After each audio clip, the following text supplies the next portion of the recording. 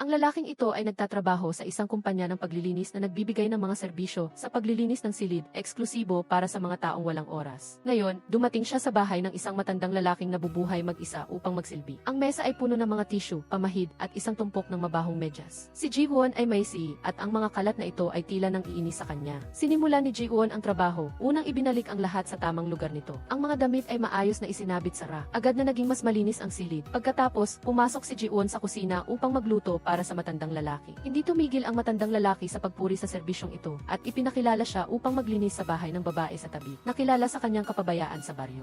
Ngunit may sariling prinsipyo si Ji-won. Hindi siya aktibong maghahanap ng mga customer. Maghihintay lang siya na sila ang lumapit sa kanya. Abuk na abala si Ji-won sa rooftop nang makita niya ang babaeng binanggit ng matandang lalaki, si Dayaong, na naglalabas ng damit. Nakita lang niya itong kinuha ang mga damit mula sa washing machine at direktang inihagis sa sampayan nang hindi man lang kinukuskus. Lubos na nagulat si Ji-won at hindi napigilan ang sarili. Nagsimulang magreklamo na paano nangyari na ang nilabhang damit ay gusot na gusi. Nang marinig ito, galit na bumalik si Dayaong sa silid. Matapos pumanaw ang kanyang ama, mag-isa siyang naninirahan sa malaking bahay. Dahil kailangan niyang bayaran ang mga utang na iniwan ng kanyang ama, at isa pa lamang siyang trainee sa kumpanya ng advertising, kaya medyo mahirap ang buhay niya. Ang pagpasok pa lang sa trabaho araw-araw ay umubos na ng lahat ng lakas niya, wala na talaga siyang lakas na gumawa ng gawaing bahay. Dahil dito, araw-araw siyang nabubuhay sa kalat. Pagkagising sa umaga, naghahanap siya ng bagong damit, pilit na ginagawang sarili ang isang empleyado sa opisina. Bago umalis, kinuha ni Dayaong ang 2 bag ng basura at inilagay sa harap ng pinto. Ngunit dahil lampas na sa oras ng koleksyon ng basura, ipinagbabawal itong iwan doon. Nagmamadaling umalis si Dayaong para magtrabaho, kaya't yumuko na lang siya sa harap ng kamera upang humingi ng paumanhin. Sa tuwing kinokolekta nila ang basura, wala siya sa bahay, kaya't maraming beses na siyang lumalabag sa regulasyon. Lumingon si Dayaong at nakita si Ji-won.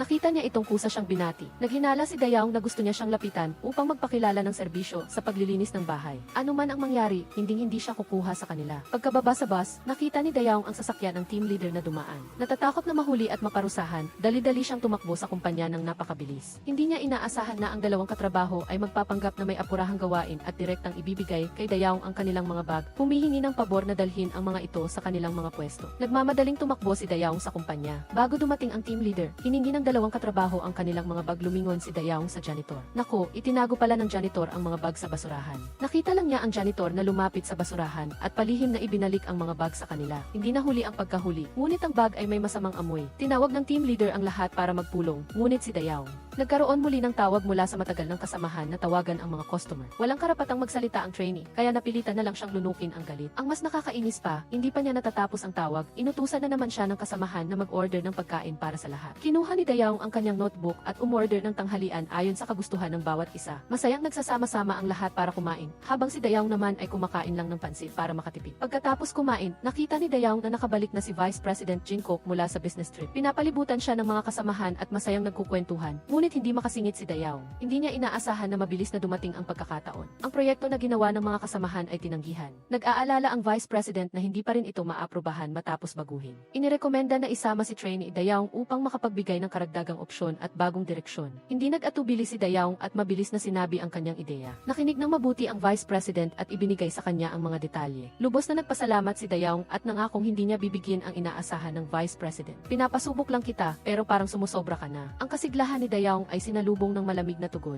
Pagkatapos ng trabaho, nakatanggap muli siya ng mensahe mula sa bangko na humihingi ng bayad. Malungkot siyang tumawag sa kanyang matalik na kaibigan upang maglabas ng sama ng loob. Pinayuhan ng kanyang matalik na kaibigan si Dayaong na kung patuloy siyang magpapaliban, kukunin ang bahay. Mas mabuti pang ipaupa na lang ang ilang bakanting silid. Sa ganitong paraan ay mababawasan ang presyon. Pinag-isipan ni Dayaong ang mungkahi ng kanyang matalik na kaibigan. Nang makarating sa sangandaan, bigla siyang nakakita ng basura sa lahat ng dako. Isang lalaki ang nakatayo sa hangin, nakikipaglaban sa basurang iyon. Ang mga plastic bag na ito ay magiging multo at atake sa mga tao. Hindi alam ni Dayaong na ang lalaking iyon ay ang chairman ng kumpanya. Hindi rin alam ni Ji-won na ito ang basurang inilagay niya sa labas kaninang umaga. Ngayon ay linggo. Gusto sanang matulog ng mahaba ni Dayaong, ngunit nagising siya ng maaga. Ang matandang kapitbahay ay nakatayo sa labas ng pinto. Pagbukas ng pinto, isinaksak niya ang basura sa kamay ni Dayaong at inutusan siyang bilisan ang paglilinis ng lugar. Saka lang nalaman ni Dayaong, narito ang salin ng teksto mula Vietnamese patungong Tagalog. Ang 2 tumpok ng basura na itinapon ko kahapon ay lumitaw sa harap ng pintuan at punit-punit pa ang mga sako, kaya maraming basura ang tinanggay ng hangin. Bigla niyang naalala na nakita siya ni Ji-won kahapon habang nagtatapon ng basura at naghinala siyang dinala niya pabalik ang basura rito na nagdulot ng ganitong tanawin. Masunuring umupo si Dayaong upang maglinis, sumusumpa na maghihiganti kay Ji-won. Si Ji-won, sa oras na iyon, ay naglilinis sa isang pamilyang may alitan. Ang asawang babae roon ay mag-isang nag-aalaga mag-aalaga ng 2 bata at mukhang pagod na pagod. Matyagang inayos ni Ji-won ang buong silid na tila binago ang buong bahay. Bago umalis, nag-iwan siya ng mensahe. Pinapaalalahanan ang asawang lalaki na nagtatrabaho at ang asawang babae na nag-aalaga ng mga anak na magkaintindihan. Pag-uwi ng asawang lalaki mula sa trabaho,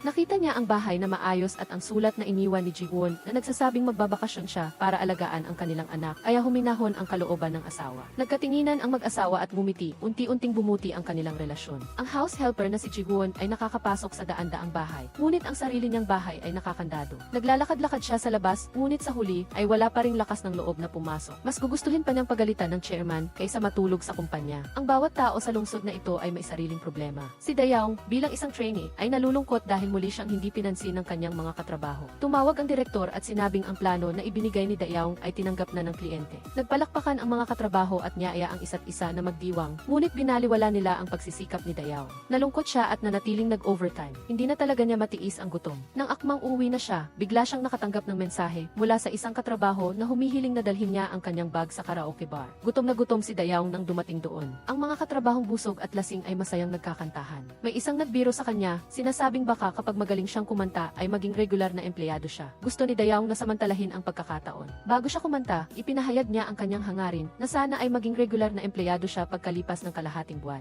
Naintindihan ng lahat ang sinabi niya, ngunit walang sumagot. Hinikayat siya ng team leader na kumanta kaagad. Nang matapos ang party, inalalaya ni Dayaong ang lasing na kasamahan papunta sa taxi. Pinaalalahanan siya nito na napakakaunting trainee ang nagiging regular na empleyado. Simula nang pumasok siya sa kumpanya, wala pa ni isa. Ang mga salitang ito ay lubos na nagpadismaya kay Dayaong. Naalala niya ang mga nangyari kamakailan at nakaramdam siya ng sama ng loob. Para gumaan ang kanyang loob, kinuha ni Dayaong ang telepono sa gilid ng kalsada at tumawag sa isang estranghero para magbahagi ng kanyang damdamin. Nagkataon na naglalakad si Ji-won sa tulay nang makita niya si Dayaong na umiiyak. Nakita rin siya ni Dayaong at agad na ibinaba ang telepono. Aakma na sanang lapitan si Ji-won para singilin tungkol sa basura, subalit biglang lumapit ang 2 pulis. Hindi maintindihan ni Dayaong, kaya direkta siyang hinila pabalik sa istasyon ng pulis. Ipinaliwanag ni Dayaong na kausap niya lang sa telepono ang kanyang kaibigan at hindi niya iniisip na magpakamatay. Ngunit hiniling ng pulis na tawagan ang kanyang pamilya para sunduin siya. Hinanap ni Dayaong ang kanyang telepono at bigla siyang natauhan na naiwan niya ang kanyang telepono at bag ng kasamahan sa tulay. Sa kanyang pitaka ay mayroon lamang siyang business card ni Ji-won na ibinigay sa kanya ng kanyang kapitbahay kanina. Kasabay nito, nakita ni Ji-won ang mga gamit na naiwan ni Dayaong. Dinala niya ito sa kumpanya. Habang iniisip niya kung paano siya kukontakin, nakatanggap ng text message si Dayaong mula sa bangko na humihingi ng pera. Binasa ni Ji-won ang nilalaman at tumingin sa branded na bag sa tabi niya. Pagkakamali niya kay Dayaong na mukhang pera, kahit nangungutang ay kailangan pa rin gumamit ng mga branded na gamit. Sa mga sandaling iyon, nakatanggap ng abiso ang chairman na hinahanap ng pulis si Ji-won. Alam niyang humihingi ng tulong si Dayaong. Agad niyang dinala si Ji-won palabas ng istasyon. Malinaw niyang sinabi sa pulis na hindi siya ang tagapangalaga ni Dayaong at bukod pa rito, may utang pa ito sa bangko at hindi man lang mabayaran ang interes, ngunit bumili pa rin ng mga branded na bag, tiyak na may problema ang taong iyon. Pagkatapos magsalita ni Ji-won ay umalis kaagad siya. Hindi katulad niya ang chairman, agad niyang itinuring si Dayaong bilang isang kliyente na kailangan ng serbisyo. Kaya ipinaliwanag niya sa pulis na magkakilala sila at pagkatapos ay inilabas si Dayaong. Nag-volunteer pa ang chairman na ihatid siya pauwi.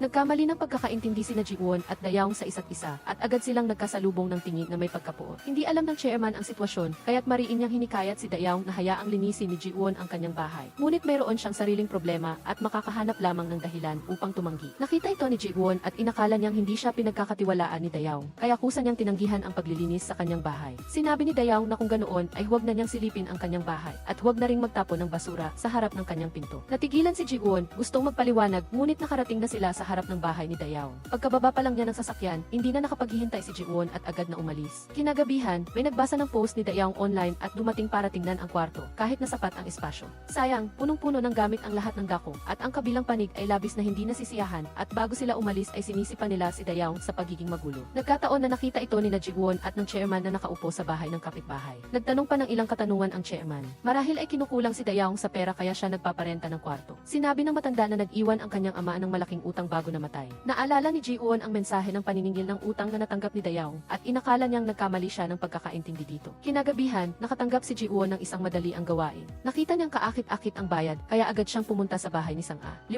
taon nang nasa ibang bansa ang kasintahan nito at bago ito umalis ay ipinagkatiwala sa kanya ang bahay at ang aso para alagaan. Sa loob ng 5 taon, hindi pa ito nakakabalik. Hindi man lang siya madalas mag-reply sa mga text message, at kapag nagtatanong lang tungkol sa aso ay saka lang siya pusang makikipag-ugnayan kay Sang-a. Abala rin siya sa paghahanap buhay, kaya wala siyang oras para linisin ang silid na mukhang napakagulo. Hindi inaasahan na biglang nagpadala ng text message ang kanyang kasintahan na nagsasabing makakarating na siya sa bahay ni Sang-a sa loob ng 7 oras. Dali-dali siyang lumapit sa house helper na si Ji-won. Pagkapasok pa lang niya sa silid, hindi na siya tumigil sa paghanga. Hindi ko akalain na ang isang babae ay kayang manirahan sa ganitong uri ng silid. Dahil sa kakulangan ng oras, naghati na lang sila sa paglilinis. Habang inaayos ang estante ng libro, aksidenteng nakita ni Sang-a ang litrato ng kanyang kasintahan at ng ibang babae, at sa likod nito ay nakasulat ang salitang soulmate. Labis siyang nabalisa, kaya naman nagkwento siya kay Ji-won tungkol sa kanyang problema sa pag-ibig. Sa totoo lang, matagal nang napagtanto ni Sang-a na para sa kanyang kasintahan, parang wala lang ang kanyang presensya. Palagi niyang niloloko ang kanyang sarili at ang iba dahil ang pagkakaroon ng matagumpay na kasintahan ang pinakamalaking pagmamalaki sa kanyang buhay. Si Sang-a ay isang jewelry designer at dating nakipagtulungan sa isang senior para magbukas ng studio, ngunit dahil sa ilang problema ay pansamantalang isinara ito. Sa loob lamang ng isang gabi, si Sang-a mula sa pagiging vice director ay naging walang trabaho. Nabaliwala siya sa bahay at gumagawa ng mga handmade items, ngunit dahil sa kanyang dignidad, hindi niya sinabi sa sinuman na siya ay nawala ng trabaho. Nagpadala pa rin siya ng pera sa kanyang ina at nagsinungaling na siya ay isang vice director. Nawala ang kanyang karera.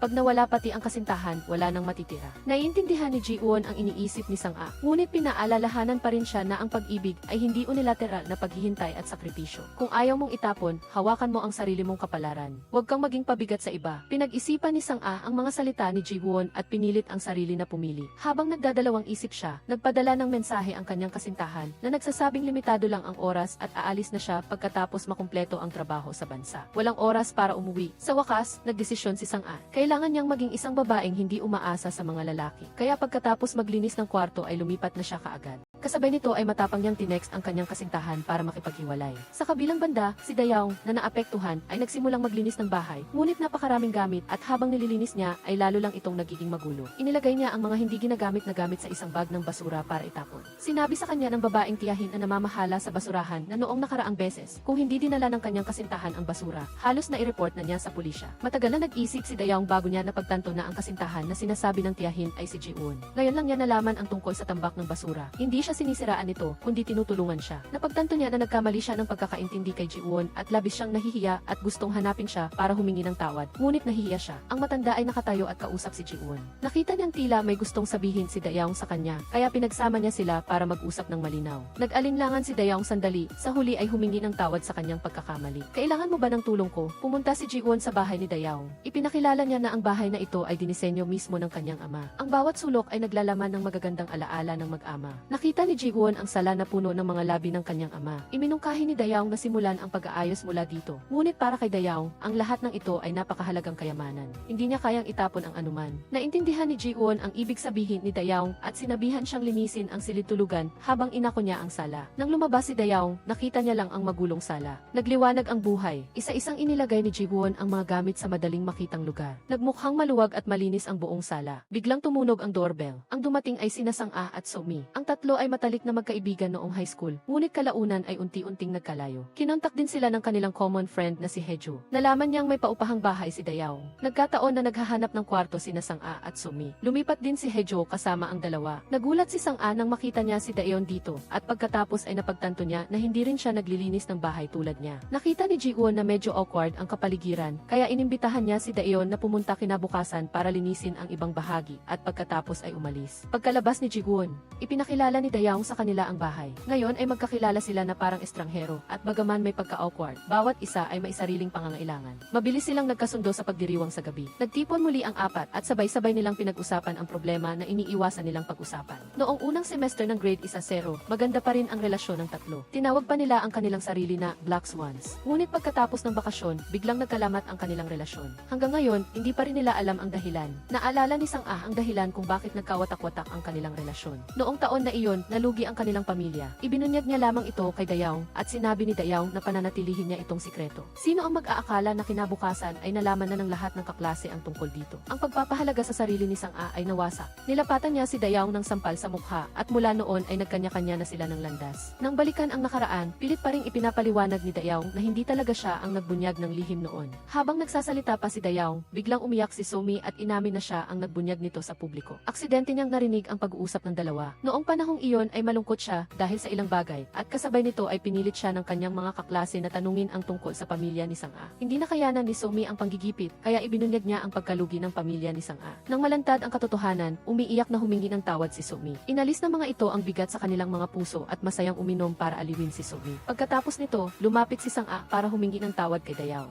Inisip din niya na noon ay dapat na mas malinaw siyang nagpaliwanag. Nagkatinginan ang dalawa at mumiti, nagkabati na parang dati. Ngayon, nagdesisyon si Sang-a na patawarin si Somi. Nagulat si Dayaw nang maalala niya na noong nag-aaral sila, sinabi nilang magsasama sila sa hinaharap. Hindi niya inakala na sa pagkataon na ito ay matutupad ang kanilang kagustuhan. Maaga pa lang ay pumunta na naman si Ji-won sa bahay para maglinis. Umalis na sina Dayaw at Somi para magtrabaho. Si Sang-a lang ang naiwan sa bahay at gumagawa ng mga perlas na pulseras. Nang kukunin niya ang kanyang telepono, aksidente niya itong nahulog sa sahig. Nadulas si Sang-a at nahulog, tumama ang kanyang ulo. Tinulungan siya ni Ji-won na makipag-ugnayan sa kanyang mga kaibigan. Ngunit abala silang lahat at walang makakauwi. Walang magawa si Ji-won kundi dalhin si Sang-a sa ospital. Pero ang hindi niya inaasahan ay sa sitwasyong ito, iginiit pa rin niya na mag-makeup bago pumunta sa Russia. Tumanggap siya ng tawag mula sa kanyang elementary school friend na nag-imbita sa kanya sa engagement party nito at partikular na pinayuhan siyang dalhin ang kanyang boyfriend. Ayon sa dalawa, sila ay dating magkaaway sa buong buhay nila, kaya para sa dignidad, agad siyang sumang-ayon na pumunta sa Russia. Ngunit wala siyang boyfriend ngayon, kaya bigla siyang tumingin kay Ji-won. Nagpakita si Sang-a ng isang kaibig-ibig na ekspresyon at nakiusap sa kanya na samahan siya sa loob ng 2 oras na tinitiyak na mababayaran niya ito ng maayos. Walang nagawa si Ji-won kundi pumayag. Ngunit hindi niya inaasahan na para lang makadalo sa party, bumili pa si Sang-a ng mamahaling suit at evening gown. Hindi maintindihan ni Ji-won kung bakit siya nagpakahirap gumawa ng mga handmade na bagay pero ginagastos niya ang pera sa mga hindi kinakailangang bagay na ito. Palihim na sinabi ni Sang-a sa kanya na inupahan niya ang mga bagay na ito para sa party at ibabalik niya pagkatapos. May sariling dahilan si Sang-a sa paggawa nito. Noong bata pa siya, lagi niyang iniisip na siya ang sentro ng universo, ang sentro ng lahat ng atensyon. Ngunit pagkatapos lumipat ng kanyang kaaway sa klase, inagaw niya ang lahat ng spotlight na naging dahilan upang makaramdam si Sang-a ng kawalan ng tiwala sa sarili. Lagi niyang naaalala ang pakiramdam na iyon at ayaw na niyang matalo sa kalaban kailanman. Hindi maintindihan ni Ji-won kung bakit naguunahan ang mga babae ng ganoon. Nakita niyang walang saysay ang pagpapayo, kaya pumayag na lang siya. Pagkatapos magsukat ng damit, bumalik si Ji-won para maglinis. Pumasok siya sa silid tulugan ni Dayaw at nakita ang malaking kalat. Ipinaliwanag ni Dayaw na bawat bagay ay may malaking kahulugan para sa kanya, kaya hindi niya magawang itapon ang mga ito. Sinabi ni Ji-won sa kanya na sa paglilinis, ang pinakamahalaga ay hindi kung ano ang itatapon kundi kung ano ang pananatilihin. Iminungkahi niyang panatilihin ang mga alaala at itapon ang lahat ng gamit. Kaya, tinulungan niya si Dayaw na magpakuha ng litrato kasama ang bawat bagay. Sinabihan siyang itapon ang bawat isa ng sunod-sunod. Naramdaman ni Dayaw na napakaganda ng pamamaraang ito at nagbigay ito sa kanya ng inspirasyon upang magsulat ng panukala na may kaugnayan sa paggawa ng bahay. Upang buong pusong tulungan ang mga kababaihan na nagpupumilit na balansihin ang kanilang karera at gawaing bahay. Pinangalanan niya ang panukalang ito na Ang Batang Katulong.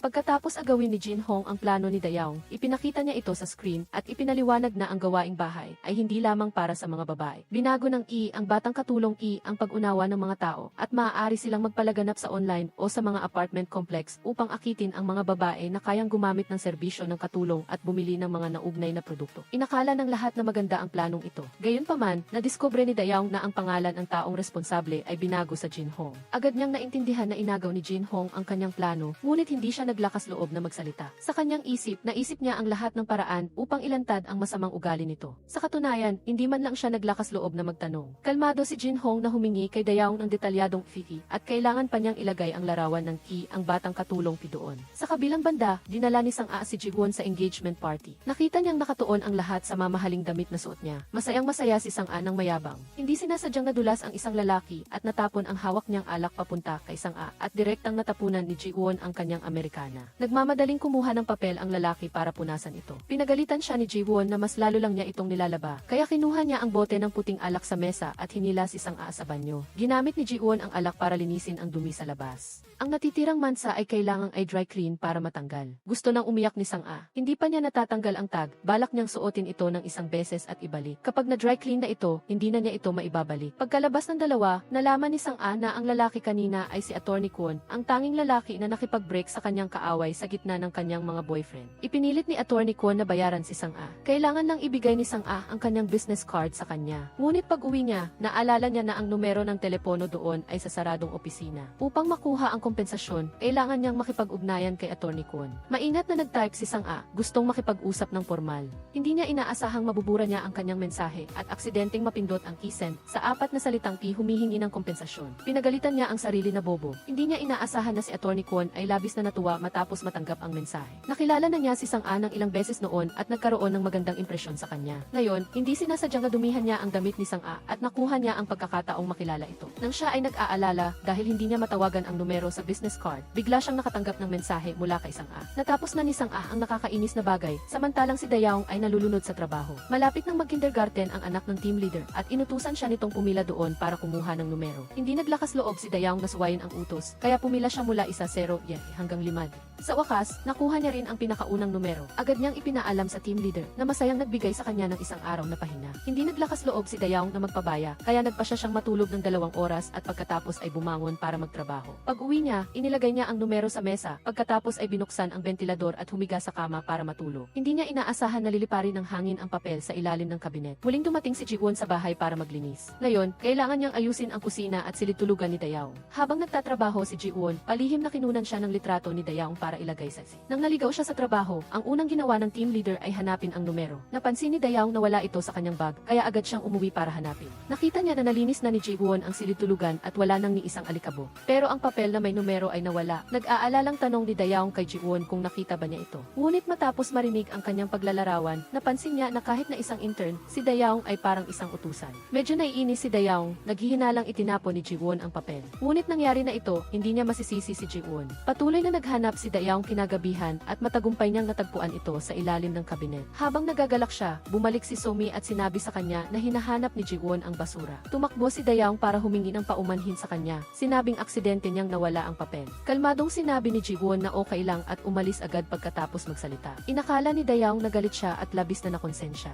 dahil kailangan pa rin niya ang tulong ni Ji-won. Napagdesisyon na ni Jin-ho na imbitahan si Ji-won na maging modelo ng ad matapos makita ang kanyang mga larawan at ibinigay niya ang gawain na iyon kay Dayaong. Ngayon na nangyari ito, hindi na talaga siya makapagsalita. Ngunit sa sandaling ito, nagdao si Jin-ho ng isang presentasyon ng proyekto. Matapos makatanggap ng papuri mula sa mga nakakataas sa pulong, biglang sumakit ang tiyan ni Dayaong at tumakbo siya sa banyo. Pagkalabas niya, tapos na ang pulong. Sinabi ng kanyang kasamahan kay Dayaong na ipinahayag ni Jin-ho sa harap ng lahat na ito ay kanyang ideya. Lumalabas na ang dahilan kung bakit niya binago ang pangalan noon ay dahil alam niyang hindi binibigyan ng kumpanya ang mga intern ng pagkakataon. Kung sinabi niyang ito ay proyekto ni Dayaong mula sa simula, tiyak na hindi ito maaprubahan. Naintindihan ni Dayaong ang intensyon ni Jin-hong at partikular siyang pinasalamatan. Hiniling ni Jin-hong na kausapin agad si Ji-won tungkol sa posibleng kooperasyon. Pilit na pinigilan ni Dayaong ang kanyang sakit at dinala siya kay Ji-won. Bago sila dumating, sinabi na niya ito kay Ji-won. Diretsong pumasok si Jin-hong at sinabi ang kanyang layunin. Hindi interesado si Ji-won sa pagkuha ng ad, ngunit napansin niya agad ang maputlang mukha ni Dayaong.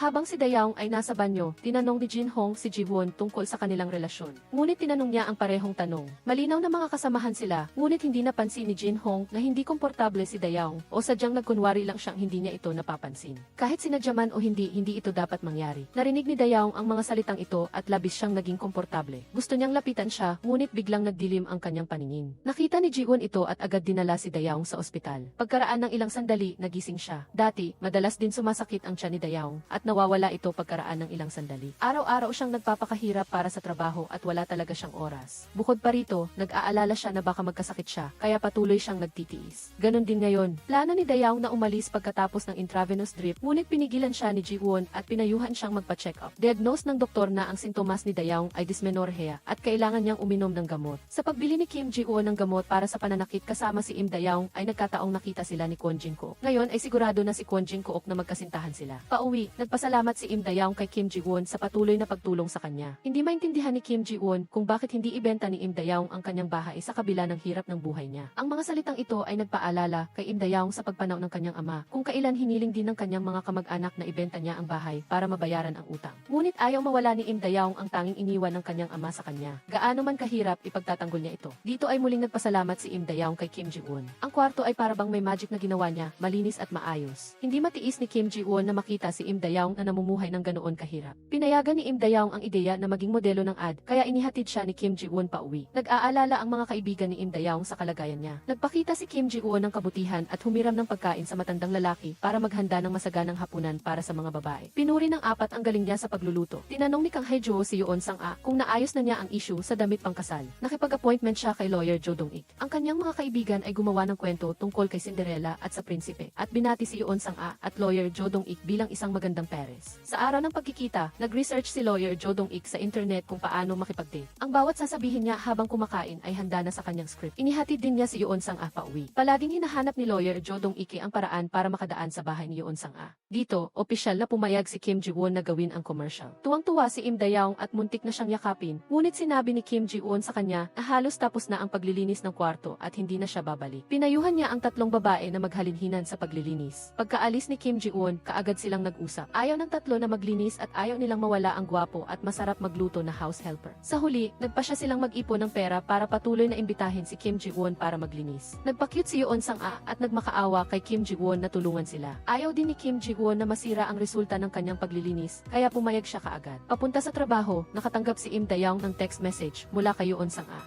Natutuwa si Im Dae-young na patuloy si Kim Ji-won sa pagtulong. Ngayon ay may meeting ang kumpanya at nagpa siya si Kwon Jin-kook na ipaubaya ang buong proyekto ng house helper kay Im Dae-young at utusan ang mga veteranong empleyado na tulungan siya. Labis na hindi nasiyahan ang kabilang panig at diretsahang binaliwala ang mga mensaheng ipinadala ni Im Dae-young. Mabilis na nagtagumpay ang creative project ni Im Dae-young at nakuha ang kontrata sa advertising. Masayang-masaya ang mga kasamahan niya at labis na maligaya rin si Im Dae-young. Pagkatapos ng trabaho, mabilis siyang tumakbo upang ibahagi ang kanyang kagalakan kay Kim Ji-won, ngunit wala ito sa bar. Umupo si Im Dae-young sa bar at naghintay. Maya-maya ay pumasok siya sa banyo. Paglabas, mausisang pumasok si Im Dae-young sa kwarto ni Kim Ji-won. Kinuha niya ang libro sa mesa. Ang papel sa loob nito ay biglang nahulog sa sahig. Akmang pupulutin na sana ni Im Dae-young nang biglang pumasok si Kim Ji-won. Inagaw ang libro at ang papel. Tila galit na galit. Ito ay isang sulat ng paghingi ng tawad mula sa isang babaeng nagngangalang Ji-won's ex-girlfriend na ibinigay kay Kim Ji-won sa pamamagitan niya. 5 taon na ang nakalipas nang magkakilala siya at ang si. Nang hanapin niya si Ji-won's ex-girlfriend, nakita ng si Kim Ji-won na nawala ng malay sa harap ng bahay nito, kaya dinala niya ito sa bar. Hindi niya inaasahan na paggising niya kinabukasan, nakita niyang malinis na malinis ang bar at sinabi pa ni Kim Ji-won sa kanya kung paano alagaan ang mga baso. Nakita ng si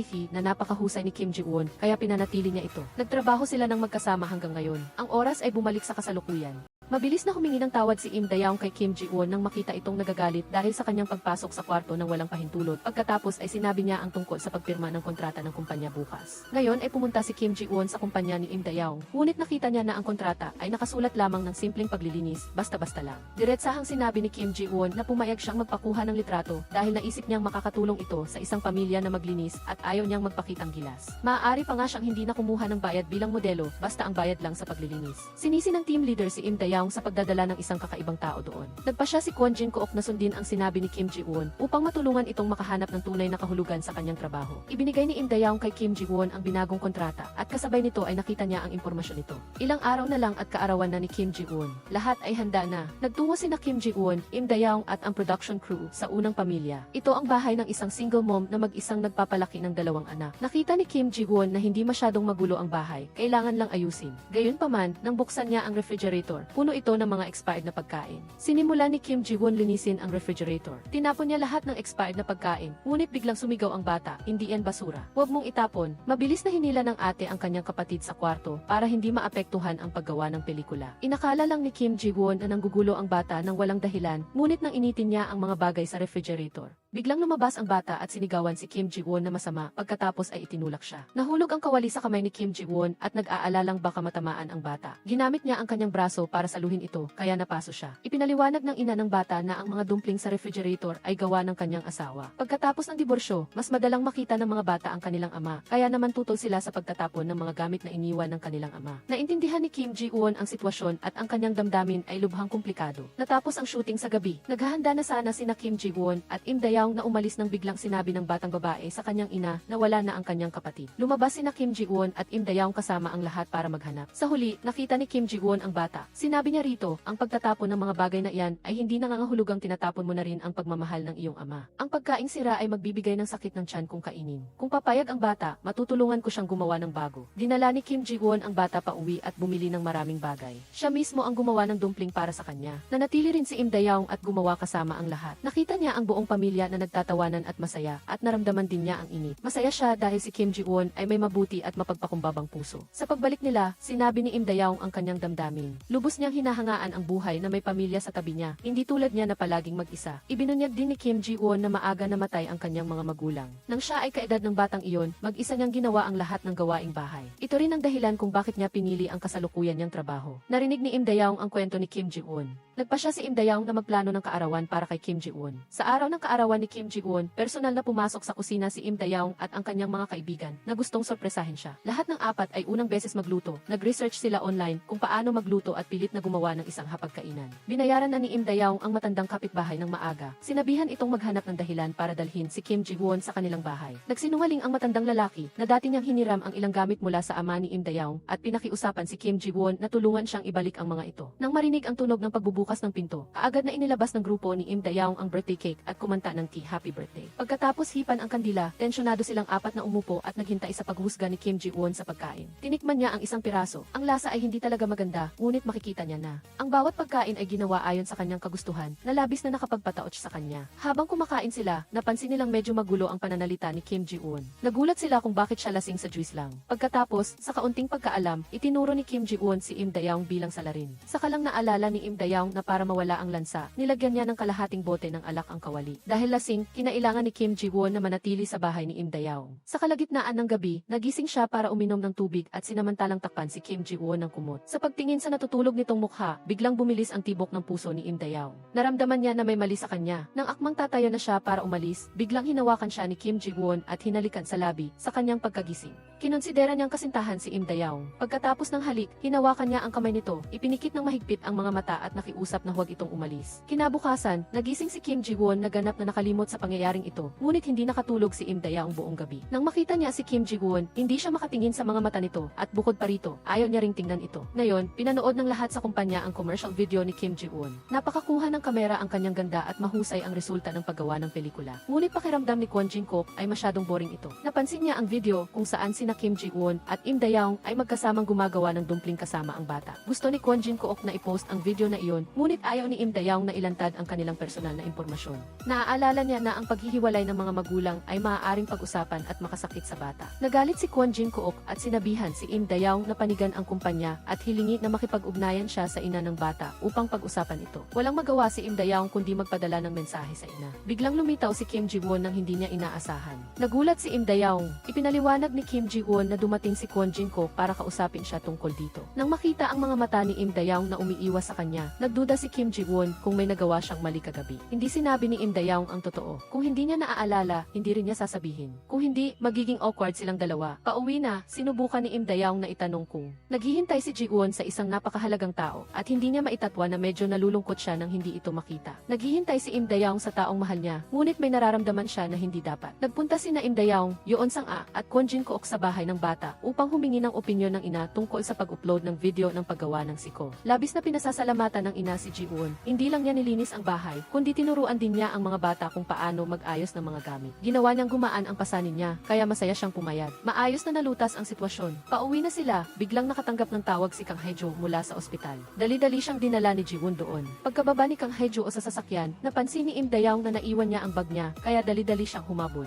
Naisa nang tawagin ni Ji-won si Im Dayoung, ngunit napakabilis niyang tumakbo. Hinabol ni Im Dayoung si Kang Hae-jo sa itaas. Nakita si Kang Hae-jo na inaaliw ang isang batang lalaki na may sakit at tinawag ng batang lalaki si Kang Hae-jo na ina. Nagmakaawa siya kay Im Dayoung na panatilihing lihim. Nang taong iyon, nalaman ni Kang Hae-jo na siya ay buntis. Tinanggihan ng kanyang masamang kasintahan ang mag-ina. Nagpasya siyang isilang ang sanggol ng mag-isa. Gayunpaman, malupit ang realidad. Nang malaman nilang siya ay isang single mom, walang kumpanyang tumanggap sa kanya para kumita ng pera upang palakihin ang bata. Napilitan si Kang Hae-jo na itago ang bagay na ito, kaya't nagtagumpay siyang makahanap ng trabaho at magkaroon ng matatag na posisyon sa kumpanya. Kung ngayon ay malalantad ang katotohanan, lulubog siya sa mga paninira at mahirap panatilihin ang kanyang trabaho. Narinig ni Im Dayoung na pumayag siyang panatilihing lihim.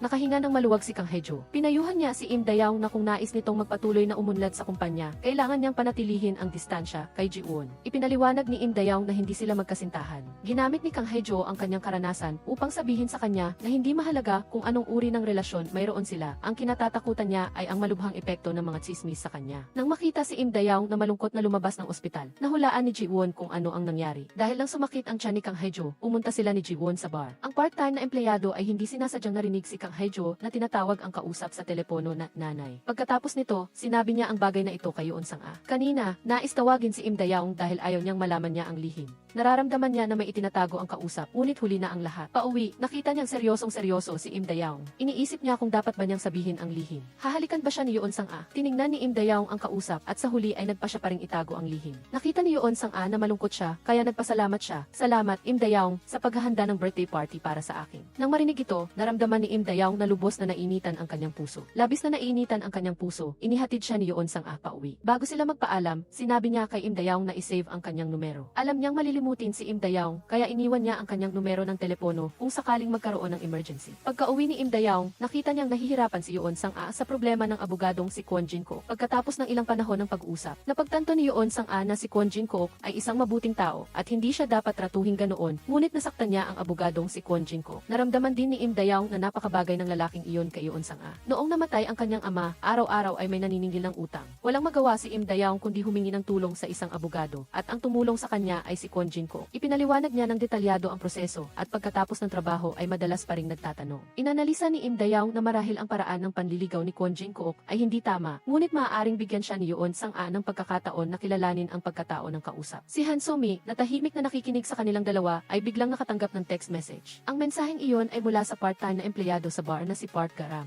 Ipinadala ni Park Ga-ram nang mag-isa si Han So-mi na nanonood ng horror film. Hindi sinasadya niyang nakilala si Park Ga-ram. Nalaman nilang pareho silang mahilig sa horror, at mula noon ay naging mas malapit sila. Nawala ang takot ni Han So-mi sa mga lalaki, ngunit wala siyang masamang pakiramdam kay Park Ga-ram. Sa umaga, dinala ng anak ng kanyang ina-inlaw ang cake sa tindahan para kay Han So-mi. Ayaw na ayaw ni Han So-mi sa kapatid na ito na hindi niya kadugo, kaya't ipinasa niya ito kay Park Ga-ram. Kanina, nagpadala siya ng larawan nila ni Ji-won at ng presidente na kumakain ng cake. Nang makita niya silang tatlo na masayang nag-i-enjoy, masaya rin si Han So-mi. Ngunit ilang nakakatakot na alaala ang bumalik. Noong panahong iyon, nasa high school si Han So-mi. Isang araw, wala ang kanyang ina at stepfather sa bahay. Bumili siya ng cake at ibinahagi ito sa kanyang kapatid. Pero tumawag siya para bumili ng beer. Nagambala ang alaala ni Han So-mi ni Im Dayaong. Tinanong ni Im Dayaong kung may boyfriend na siya, ngunit itinanggi ito ni Han So-mi. Hindi rin niya kailanman sinabi ang nakatagong alaalang iyon. Bumalik si Im Dayaong sa kanyang silid, inaalala ang eksena kung paano siya sinabihan ni Ji-won na i-save ang kanyang numero. Medyo nakaramdam siya ng tamis at hindi napigilang gustong magpadala ng mensahe sa kanya. Pagkatapos mag-alinlangan sandali, sa huli ay pinatay niya ang ideya at nagpa siya na huwag guluhin si Ji-won. Ngayon, muli siyang dumating sa bahay upang maglinis. Una niyang inihanda ang dessert at soft drinks para sa tatlong babae. Lubos silang nasiyahan. Isang magandang araw ang nagsisimula sa masarap na pagkain. Tinanggihan si Kwon Jin-kook ni Yoon Sang-a, ngunit hindi pa rin siya sumusuko at naglalakad-lakad sa labas ng pinto. Gusto niya itong silipan, ngunit ang patagong pagtingin niya ay napansin ni Han So-mi. Bumalik ang kanyang androphobia at inakala niyang si Kwon Jin-kook ay isang manyakis, kaya't agad niyang tinawagan ang pulis. Dinala si Kwon Jin-kook sa istasyon ng pulis. Dali-daling tumakbo si Han So-mi at Yoon Sang-a para magbigay ng pahayag. Hindi nila inaasahan na si Kwon Jin-kook pala iyon. Naresolba ang pagkalito, pakiramdam niya ay nahihiya siya. Hindi naman bato ang puso ni Yoon Sang-a. Hindi niya kayang saktan ang lalaking ito na baliw sa pag-ibig. Kaya't proactively niya itong inanyayahan na kumain. Ang sitwasyon ay biglang nagbago. Sobrang tuwa ni Kwon Jin-kook. Gusto niyang dumating agad ang araw ng kanilang kainan.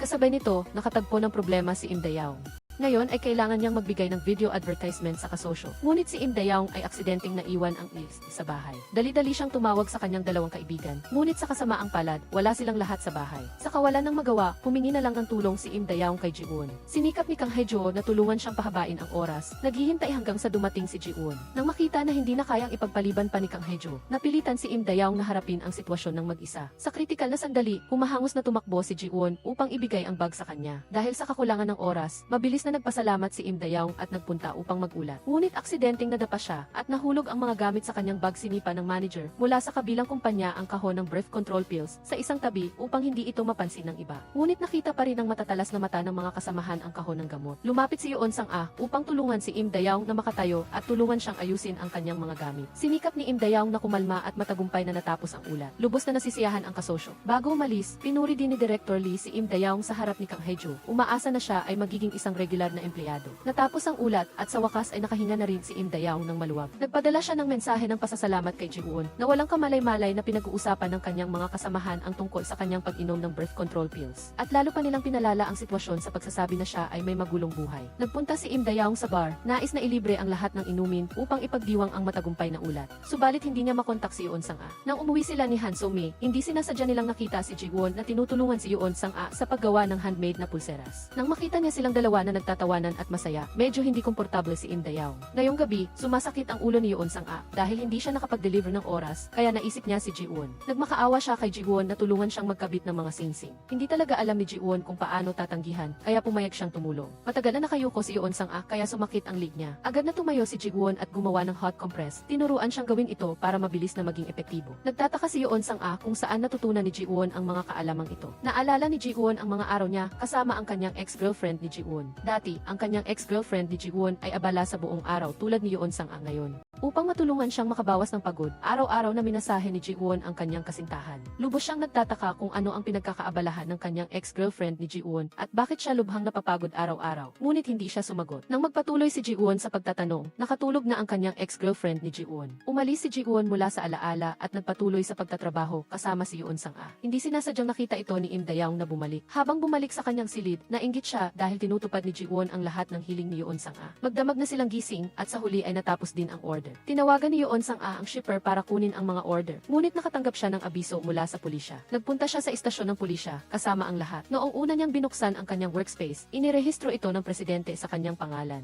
At ginamit ang kumpanya para umutang ng 1 bilyong won. Ngayon, kailangan ng bayaran ni Yoon Sang-a ang halagang iyon. Patuloy siyang nagpapaliwanag na wala siyang kinalaman dito, na siya ay vice director lamang ng workspace at ang lugar na iyon ay matagal ng bangkarote. Ngunit lahat ng dokumento ay nakapangalan sa kanya, kaya kailangan niyang panagutan ito sa anumang paraan. Hindi makontak ni Yoon Sang-a ang presidente. Sa sandaling ito, napagtanto niyang naloko siya. Ang buhay ay mahirap na at ngayon ay may utang pa siyang bumagsak mula sa langit. Naramdaman ni Yoon Sang-a na lubos siyang walang magawa. Habang malungkot, bigla siyang nakatanggap ng mensahe mula kay Kwon Jin-kook na nagpapaalala sa kanya na huwag kalimutan ang kanilang hapunan ngayong gabi. Nagtipon ang lahat sa bar, nag-iisip kung paano tutulungan si Yoon Sang-a. Ang lahat ay sumang-ayon na humingi ng tulong kay Kwon Jin-kook. Ang paghingi ng tulong sa batas ang pinakamahusay na paraan. Ngunit naniniwala si Yoon Sang-a na hindi niya sasabihin kay Kwon Jin-kook ang tungkol dito. Ang katotohanan ay tama nga. Naghapunan si Yoon Sang-a kasama si Kwon Jin-kook tulad ng napagkasunduan. Ngunit dahil sa kanyang mga alalahanin, siya ay balisa at hindi mapakali. Gayunpaman, sa kabila nito, hindi pa rin niya hiniling kay Kwon Jin-kook na tulungan siya. Napansin ni Kwon Jin-kook na hindi siya nakatuon kaya nagtanong siya ng ilang katanungan. Mataas ang pagpapahalaga sa sarili ni Yoon Sang-a at nagsinungaling na walang nangyari. Pag-uwi niya, agad na pinagkaguluhan siya ng grupo ni Im Dayaw at tinanong. Sinabi ni Yoon Sang-a na ayaw niyang makita ni Kwon Jin-kook ang kanyang sarili na nahihirapan. Pakiramdam ni Im Dayaw ay nasusunog ang kanyang puso at bigla niyang nasabi, kahit paano, gusto pa rin ni Yoon Sang-a si Kwon Jin-kook. Ang kalagayan ni Kwon Jin-kook, kung hindi siya tapat, hindi na kailangan pang mag-isip ng sobra. Lakasan ng loob na sabihin ang kanyang problema. Pinayuhan ng dalawa pang kaibigan si Im Dayaw na medyo sobra ang kanyang sinabi. Ipinaliwanag ni Im Dayaw na ang ibig niyang sabihin ay dapat malinaw na sabihin ni Yoon Sang-a ang kanyang sitwasyon. Kung umatras si Kwon Jin-kook pagkatapos marinig ito, nangangahulugan lamang na hindi karapat-dapat ang lalaking ito na makasama niya. Taos pusong pinayuhan ni Im Dayaw si Yoon Sang-a na humingi ng tulong sa isang profesional na abogado. Ngunit ayaw niya sa mga kaibigang nag-iisip na umaasa siya sa mga lalaki. Gusto ni Yoon Sang-a na umasa sa sarili at maging isang babaeng may integridad na makakapiling ang isang henyo. Pagkatapos sabihin ito, hindi niya pinansin ang payo ng iba at diretsong bumalik sa kanyang silid. Buong magdamag na nag-isip si Im Dayaw at kumatok sa pintuan upang humingi ng tawad kay Yoon Sang-a. Ngunit walang tao sa silid. Umalis si Yoon Sang-a ng maaga pa lang ng umaga. Pinag-isipan niya itong mabuti at nagpasya na hilingin kay Ji-won na samahan siya sa kanyang probinsya upang hanapin ang presidente. Habang nasa daan, nagpadala siya ng mensahe kay Im Dayaw.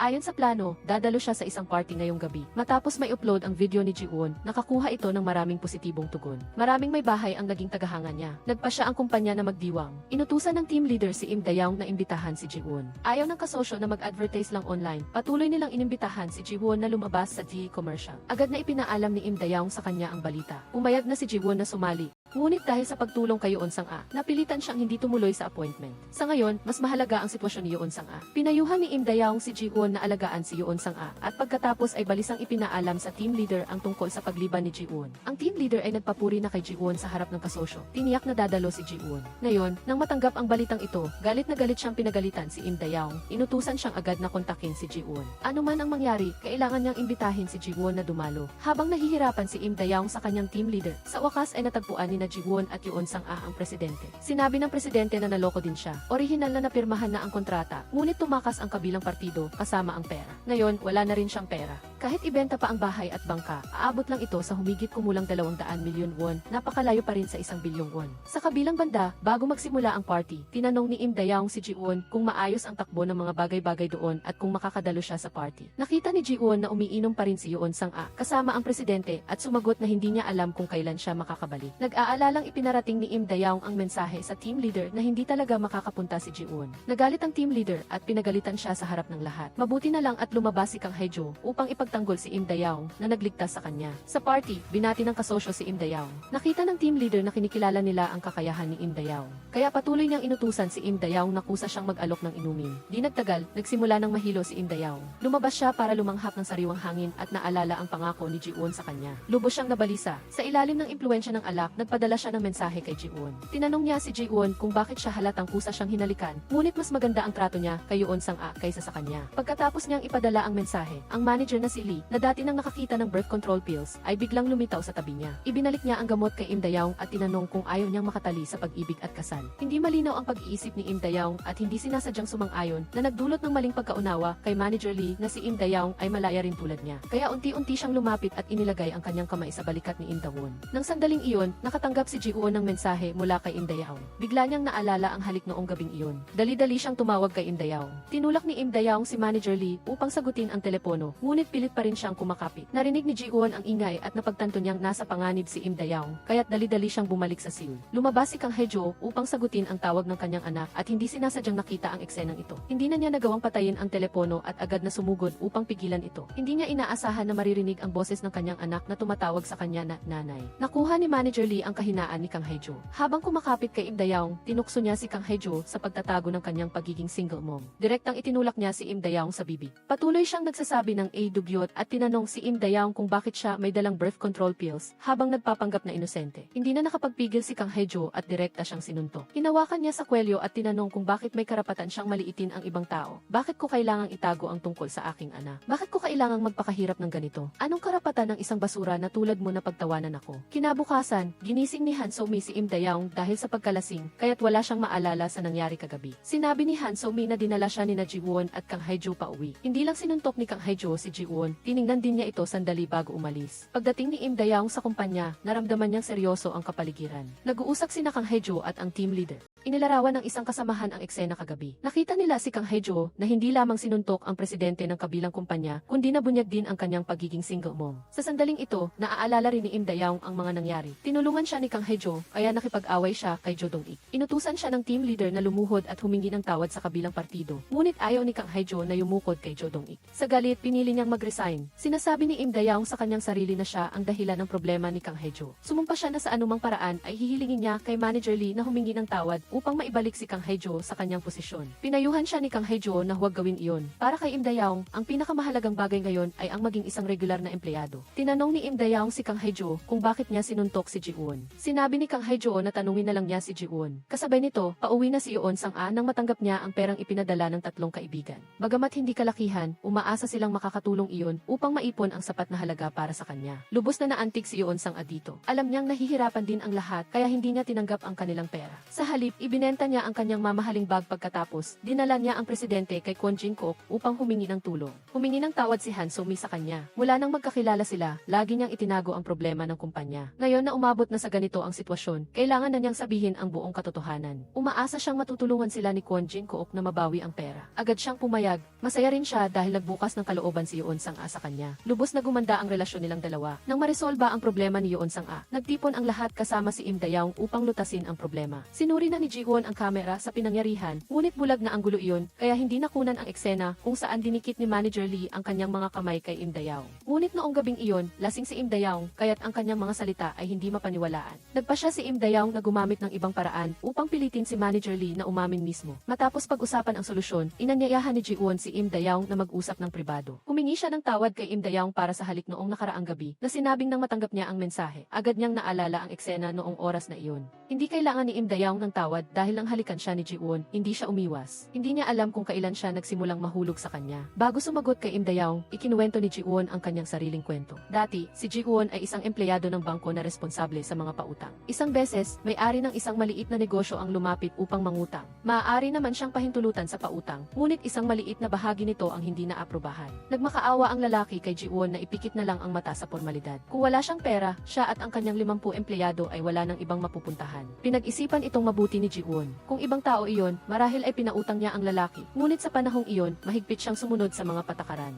Samantalang ang maliliit na detalye ay dapat ding sundin, ang pagtanggi ni Ji-won ay naging dahilan ng pagkabangkarote ng kumpanya ng lalaki. Hindi niya kinaya ang dagok at iniwan ang kanyang asawa na mag-isa na nagpalaki ng 2 maliliit na anak. Nagpunta si Ji-won sa libing at nalunod din siya sa pagsisisi, hindi makatakas. Sa huli, dahil hindi niya kinaya ang psikolohikal na presyon, umakyat si Ji-won sa pangunahing tulay. Sa sandaling ito, pumasok si Han So-mi sa kanyang buhay. Kung ayaw mo na ng buhay mo, ibigay mo sa akin. Naaalala pa rin ni Ji-won ng malinaw ang eksenang iyon, ang buhok ni Han So-mi na lumilipad sa hangin, ang kanyang pisngi na bahagyang namumula dahil sa pag-inom at isang sigarilyo sa kanyang kamay. Pinagalitan siya ni Han So-mi na kung ganoon siya, kawalang kwenta, walang sinuman ang magmamalasakit at pinayuhan siyang subukang kumalma. Sa payo ni Han So-mi, tinalikuran ni Ji-won ang kanyang walang saysay na pag-iisip at bumalik sa bahay kasama siya. Sinabi ni Han So-mi sa kanya na humanap ng sariling tirahan sa magulong bahay at umalis kaagad pagkatapos magsalita. Nang bumalik siya, malinis na ang bahay na inayos ni Ji-won. Kaya pinigilan siya ni Han So-mi. Ganoon na lang sila nagsama. Pagkatapos ay lumipat sila sa bahay ni Ji-won.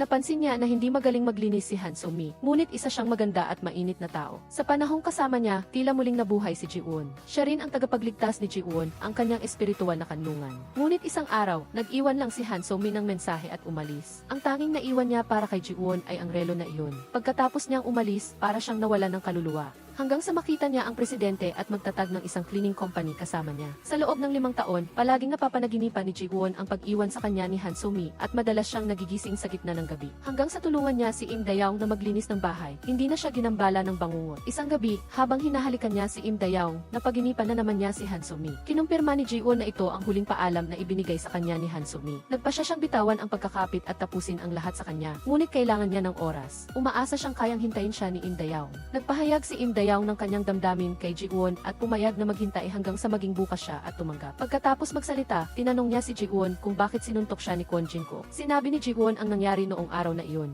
Nang dali-dali siyang tumakbo sa pinangyarihan, nakita niyang tinutulungan ni Kwon Jin-kook si Im Dayaw na makabangon. Nang makita si Ji-won, nagalit siya. Naalala pala ni Kwon Jin-kook ang huling beses na bumili sila ng pills para maiwasan ang pagbubuntis. Akala niya, hindi gumamit ng proteksyon si Ji-won, kaya napilitang uminom ng gamot si Im Dayaw. Lahat ng kaguluhang ito ay dahil sa iyo. Ngayon, sinimula ni Im Dayaw na harapin si Manager Lee. Sa tulong ng cleaning lady, nagpanggap sina Im Dayaw at ang kanyang mga kaibigan bilang mga maintenance worker at idinikit ang mga poster na may nakasulat na mag-ingat sa pangulit sa mga dingding ng kumpanya. Nang makita ni Manager Lee na may aktibidad sa dingding ng kumpanya, bumalik siya sa kanyang upuan. Nang makita niya na mayroon ding nakadikit sa kanyang mesa, bigla siyang kinabahan.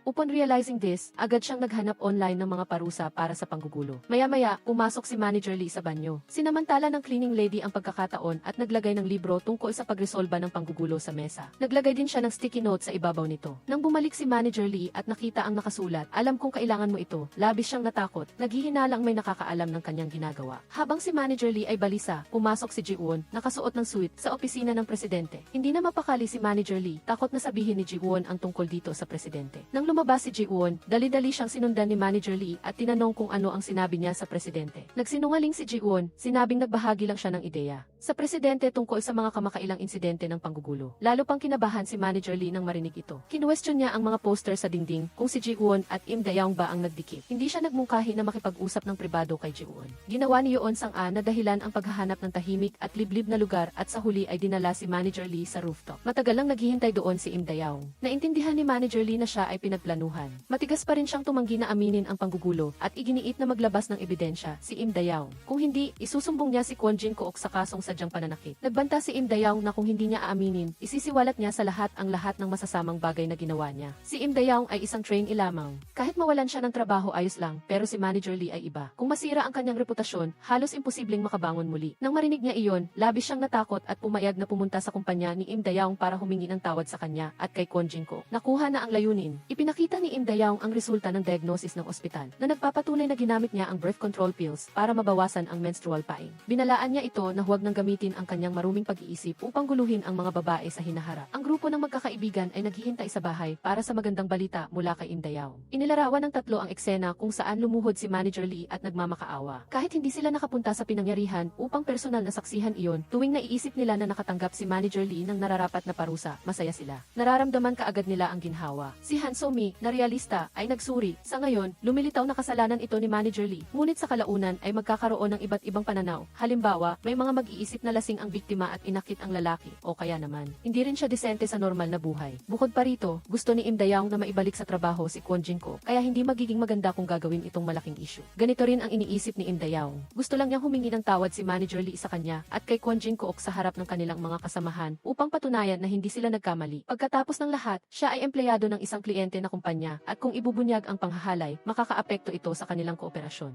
Pero hindi inasahan ni Im Dayaw na kusang aamin si Manager Lee at sasabihin ang dahilan ng kanyang pagtatalo kay Kwon Jin-ko. Pagkatapos, taos puso siyang humingi ng tawad sa dalawang babae. Nang matapos, parang nabunutan ng tinik si Manager Lee. Nang gabing iyon, matapos siyang suntukin ni Kwon Jin-ko, palagi siyang balisa at takot na mabunyag ang kanyang ginawa. Nagpunta pa nga siya sa ospital para ipatingin ang kanyang sugat bilang paghahanda. Ngayon, naiisip niya kung gaano siya kahiyahiya. Nagulat si Im Dayaw ng kaunti. Sa puntong ito, mukhang tunay na lalaki si Manager Lee. Ganap niyang sinabi ang lahat ng problema at hindi rin ito nakaapekto sa kooperasyon ng dalawang kumpanya. Gumaan ang pakiramdam ni Im Dayaw. Pagkatapos noon, siya at si Ji-won ay nagpunta upang hanapin si Kwon Jin-ko. Sinabi niya na humingi na ng tawad si Manager Lee at ipinangako rin ng team leader na hindi na siya tatanungin tungkol sa personal na bagay. Ngunit wala ng pag-asa si Kwon Jin-ko sa kumpanya. Gusto niyang magpahinga muna at pagkatapos ay maghanap ng trabaho. Sinabi ni Im Dayaw na alam niyang may natatanging kakayahan si Kwon Jin-ko at madali lang siyang makahanap ng bagong trabaho. Ngunit gusto pa rin ni Im Dayaw na matuto pa mula sa kanya. Bukod pa rito, ito ang unang pagkakataon na nagkaroon siya ng kaibigan na may parehong pag-iisip at gusto niyang patuloy na makatrabaho si Kwon Jin-ko. Pumayag si Kwon Jin-ko na pag-isipan ito at gusto niya ring samantalahin ang pagkakataong ito para makasama ang kanyang anak. Ang issue ay nalutas ng maayos at nagtipon ang lahat sa bar para magdiwang. Pagkatapos magkwentuhan ng ilang sandali, napunta na naman ang usapan sa pag-ibig. Pinag-uusapan ng lahat ang tungkol kina Yoon Sang-a at Kang Hae-jo. Ipinaliwanag niya na hindi pa sila magkasintahan. Kung nais nilang kumpirmahin ang kanilang relasyon, kailangan ng isang espesyal na seremonya. Agad naluluhod sana si Kang Hae-jo para umamin ng pag-ibig. Ngunit dali-dali siyang tinawag ng presidente sa isang tabi at tinuruan kung paano magpahayag ng pag-ibig. Kailangang dahan-dahan itong gawin at hintayin ang tamang panahon para umamin. Kung hindi, magiging kabaliktaran ang epekto. Agad na nagtala si Kang Hae-jo at pinasalamatan ang presidente sa pagtuturo sa kanya. Ibinunyag ni Yoon Sang-a na nakatira na si Kang Hae-jo kasama ang kanyang kasintahan. Ipinaliwanag niya na magkaibigan lang sila at hindi magkasintahan at hiniling niya kay Ji-won na linisin ang kanyang bahay. Dumating siya ayon sa pinag-usapan.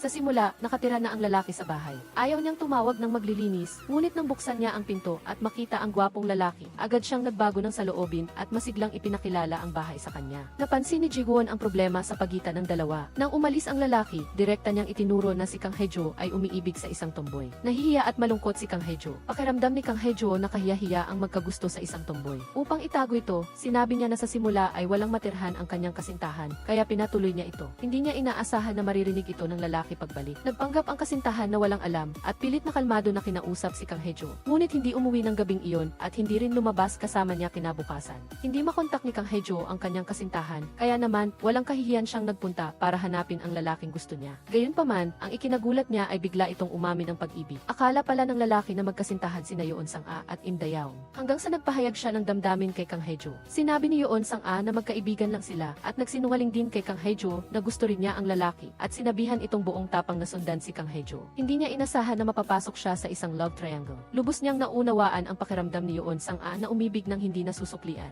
Ipinahayag din niya ang kanyang saloobin sa lalaki. Tunay ngang magkaibigan sila ni Yoon Sang-a. Ngunit matagal na niya itong lihim na minamahal. Wala pa ring balita tungkol kay Yoon Sang-a. Lumuluha si Kang Hae-jo sa sakit. Sa sandaling ito, bigla siyang bumalik at sinabing nakahanap na siya ng matutuluyan at lilipat na siya ngayon. Pinakiusapan ni Kang Hae-jo si Ji-won na magluto ng masarap na pagkain sa kanyang bahay dahil gusto niyang magdaos ng farewell party. Kumain ng hapunan si Yoon Sang-a. Sinabi ni Kang Hae-jo na pinuntahan niya ang lalaking gusto niya. Nahihiya si Yoon Sang-a at inakala pa nga niya na sadyang ipinapakita ni Kang Hae-jo ang sarili sa kanyang harapan. Galit siyang tumayo at umalis. Buong tapang siyang umamin ng pag-ibig. Sinabing si Yoon Sang-a ang gusto niya. Nang marinig niya iyon, tumalikod siya at nagpatuloy sa pagkain. Nag-usap ang dalawa at nagpa siya na manatiling magkasama. Bagaman hindi pa sinasagot ni Yoon Sang-a ang damdamin ni Kang Hae-jo, iniisip niya na ang pagiging matapang na magsalita ay ang unang hakbang upang makalimutan. Samantala, kahit na nalutas ni Yoon Sang-a ang problema sa utang, nag-aalala pa rin siya tungkol sa trabaho. Hindi siya sanay magtrabaho para sa iba at hindi rin solusyon ang paggawa ng handmade self-made na produkto ng matagal. Iminungkahi ni Ji-won na maaari siyang kumuha ng mga may edad na babae na gustong kumita ng ekstra. Tuturuan niya sila kung paano gumawa ng mga handicrafts habang siya ang magiging amo. Nag-alinlangan si Yoon Sang-a, ngunit naisip niya na hindi magiging maganda kung magdadala siya ng maraming tao sa bahay ni Im Dayaw. Sinabi ni Im Dayaw kay Yoon Sang-a na huwag siyang mag-alala. Noong una, dinisenyo ng kanyang ama ang bahay na ito sa pag-asang mapupuno ito ng tawanan. Sinusuportahan niya si Yoon Sang-a sa kanyang pagnanais na magsimula ng negosyo. Labis na nagpapasalamat si Yoon Sang-a sa tulong ni Ji-won. Agad siyang nakahanap ng isang team para pasalamatan. Inanyayahan ni Sang-a ang lahat sa isang pub para kumain at uminom. Naunang dumating si Han So-mi doon. Sa panahong ito, nagkaroon ng magandang impresyon si Park Garam sa kanya. Kakaiba, nang kasama niya, hindi rin nakaramdam ng takot si So-mi. Napagpasyahan niya na hindi niya namamalayan na itinuturing niya si Garam na isang bata. Sa pagkakataong ito, nag-alok si Garam na tulungan siyang malampasan ang kanyang takot sa mga lalaki upang makapagnormal na siyang magmahal sa lalong madaling panahon. Nag-isip sandali si So-mi at sa huli ay pumayag na tanggapin ang tulong ni Garam. Tinuruan niya siyang tumingin ng buong tapang sa mata ng mga lalaki upang suriin ang mga resulta ng pagsasanay. Nang kausap si Kim Ji-won, patuloy na tinititigan ni So-mi ang kanyang mga mata. Hindi naintindihan ni Ji-won ang nangyayari at sa huli ay nabigo pa rin sa pagtingin sa mata. Pumihit si Ji-won at binigyan siya ng isang basong alak. Mabilis na tumibok ang puso ni Han So-mi, ngunit masaya siya dahil naging epektibo ang pagsasanay. Natapos ang party. Bago umuwi, binigyan ni Im Dayaw si Ji-won ng sleeping pillow. Sa loob nito ay may card na umaasang makakatulog siya ng mahimbing sa hinaharap. Labis na naantig si Ji-won at nagpadala ng mensahe ng pasasalamat kay Im Dayaw.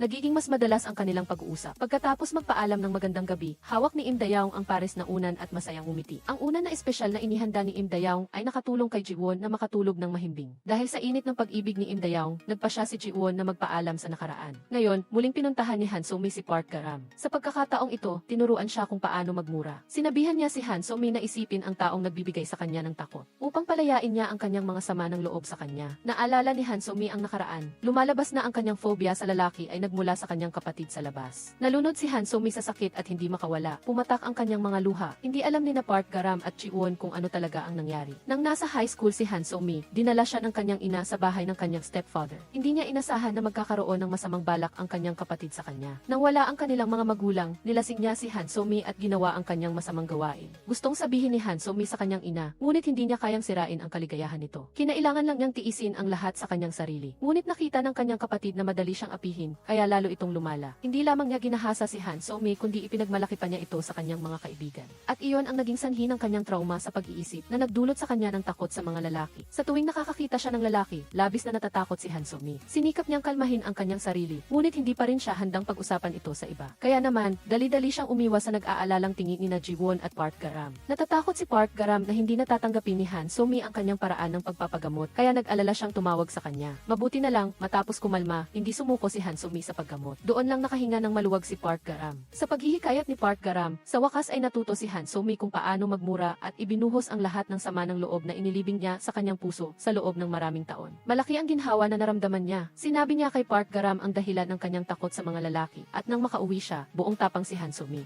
Tinuro niya sa kanyang mga kaibigan ang pangungulila ng kanyang kapatid. Lubos silang nagsisi na hindi nila napansin ang anumang kakaiba ng mas maaga. Pinagdusa ni Han So-mi ang lahat ng mag-isa sa loob ng maraming taon, ngunit masaya rin sila na unti-unti siyang nakakaalis. Kinabukasan, nagpa siya si Kwon Jin-kook na bumalik sa kumpanya. Habang wala siya, walang pinuno at ang lahat ay nawawala ng direksyon. Napansin din ng team leader ang kahalagahan ni Kwon Jin-kook at masayang sinalubong ang kanyang pagbabalik. Lubos na natuwa si Im Dayaw, mas masaya pa kay Ji-won. Espesyal siyang nagdala ng pagkain para sa kanya. Ginawa ni Im Dayaw ang pagkakataon upang hilingin kay Ji-won na ibahagi ang kanyang karanasan sa mga cleaning ladies. Ngayon, si Ji-won ay isang sikat na tao sa internet. Sa tuwing lumalabas siya, mayroong mga taong nakapaligid sa kanya upang kumuha ng litrato. Hindi mapigilan ng mga cleaning ladies ang kanilang ngiti kapag nakikita siya at nakakalimutan na nilang ilabas ang kanilang mga notebook upang isulat ang mga paraan ng paglilinis. Si Yoon Sang-a naman ay unti-unting nagsisimula ng kanyang negosyo. Parami ng parami ang mga may edad na babae na sumasali. Araw-araw, nagpupunta si Kang Hae-jo at pinakiusapan si Ji-won na sabihin sa kanya ang mga bagay na makakatulong kay Yoon Sang-a upang magbago ang tingin nito sa kanya. Agad na sumenya si Ji-won. Kung komportable siya, lumabas muna at maghintay at bumalik pagkalipas ng 30 minuto. Naalala ni Kang Hae-jo na kanina lang ay dali-daling pumasok si Yoon Sang-a sa silid. Agad na naintindihan ni Kang Hae-jo. Ayaw ni Yoon Sang-a na makita siya ng walang makeup, kaya lumabas siya upang hintayin siyang mag-makeup. Pinasalamatan ni Kang Hae-jo si Ji-won sa paalala. Masunurin siyang lumabas. Mabilis na dumating ang Biyernes. Pagkatapos ng trabaho, dali-daling umuwi si Im Dayaw.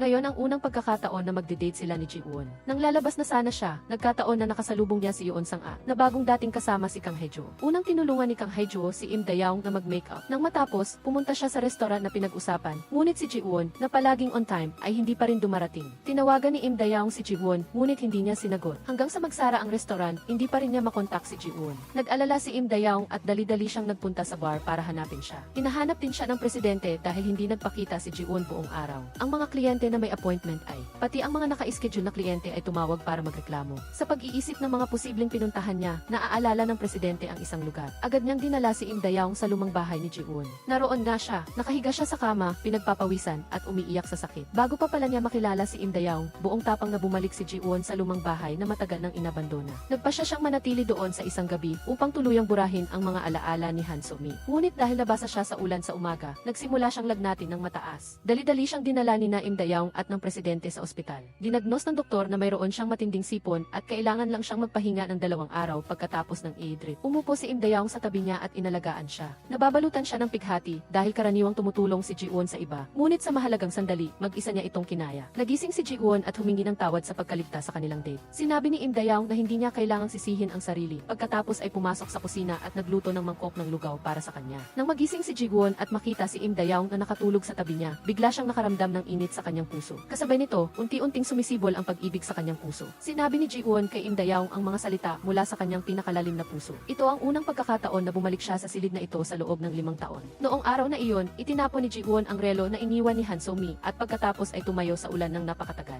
Mula nang umalis si Han So-mi, ganap na walang laman ang kanyang puso. Hanggang sa makilala niya ang isang tao. Kahit na malilimutin at clumsy si Im Dayaong, nagliliyab sa kanya ang matinding sigla. Unti-unting napupuno ng lakas na iyon ang kanyang puso. Sinabi ni Ji-won na marami siyang depekto. Gusto pa rin niyang hawakan ang kamay ni Im Dayaong at lumakad kasama siya sa natitirang bahagi ng kanilang buhay, sa kabila ng pagiging hindi perpekto. Papayag ba siya? Sa wakas ay dumating din ang araw na ito para kay Im Dayaong. Agad siyang tumango at pumayag. Kinumpirma ng dalawa ang kanilang damdamin para sa isa't isa, at mula noon ay naging magkasintahan. Hindi umuwi si Im Dayaong sa kanyang mga kaibigan buong gabi. Hindi nila inaasahan na ganoon kabilis ang kanilang pag-unlad. Pero mukhang desente si Ji-won. Sa unang date pa lang, malamang na hindi siya gagawa ng ganoong bagay. Kasalukuyan, hindi makontak si Kim Ji-won at Im Dayaong. Agad nilang tinanong ang chairman tungkol sa sitwasyon at doon lang nila nalaman na may sakit si Kim Ji-won. Inalagaan siya ni Im Dayaong buong gabi. 3 sila ang bumisita sa bahay ni Kim Ji-won. Nakita nilang walang buhay ang bahay ni Kim Ji-won, kaya nagpasya silang sorpresahin siya. Kaya nagbahagi ng trabaho ang 4. Bumili sila ng maraming pang-araw-araw na gamit at ginawang mas mainit ang madilim na silid. Nagising si Kim Ji-won at nakitang ganap na nagbago ang bahay. Nagluto pa ng pagkain ang 4 na babae para sa kanya. Naupo si Kim Ji-won sa harap ng mesa, labis na naantig at hindi makapagsalita. Pagkatapos alagaan siya, lumabas si Yeon Sang-a at Kwon Jin-kook para mag-date. Alam ni Kwon Jin-kook na gusto ni Yeon Sang-a ang pugita, kaya dinala niya ito sa isang sikat na restaurant na may pulutan.